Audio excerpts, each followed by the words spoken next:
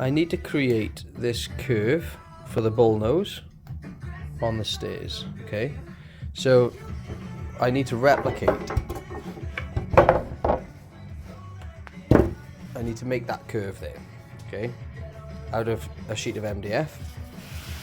So what I've done, I have got the radius is 125. Come over to my bandsaw and I've created this piece of timber, sheet of MDF. I've got a runner that runs in my groove there, and I've got a stop. So that stop comes down the blade, and then I run a parallel line, the square to that cut across, and I've put a pin in my piece of timber at 125 millimeters, and that's my radius, okay? So then what I've done, I've marked just by here 125 off that way, 125 off that way, and now I'm going to put that pin. I created a hole with a bradawl.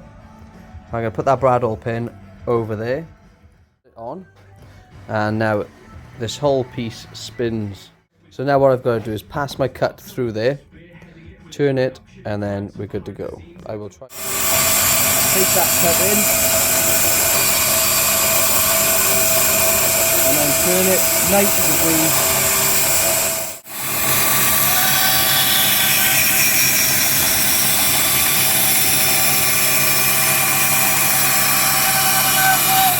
Is now created my radius cut there.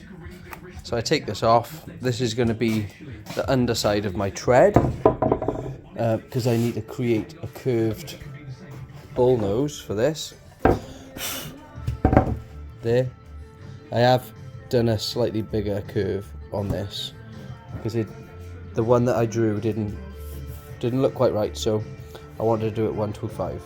So now what I need to do is put timbers in between here and create like a sandwich, a structure that the top one goes on, and then that will be the start of my bottom. Cut my two curves. There's my two curve pieces. I then got to mark out for my rebate in my newel post, because I've lined it all up nice and neat and correct to the back of the other riser, which is perfect. So I've duplicated that, done two of those. Then what I need to do then is create, come up what my rise is, minus the thickness of my tread, minus the thickness of two of these, which leaves me with that measurement. And what I need to create now is like a box that curves all the way around to carry my plywood riser in.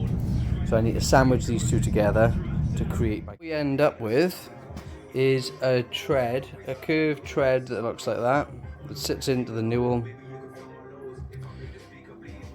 The tread goes on the top, the riser runs around this then, and in my next video I'll show you how to create that curved riser.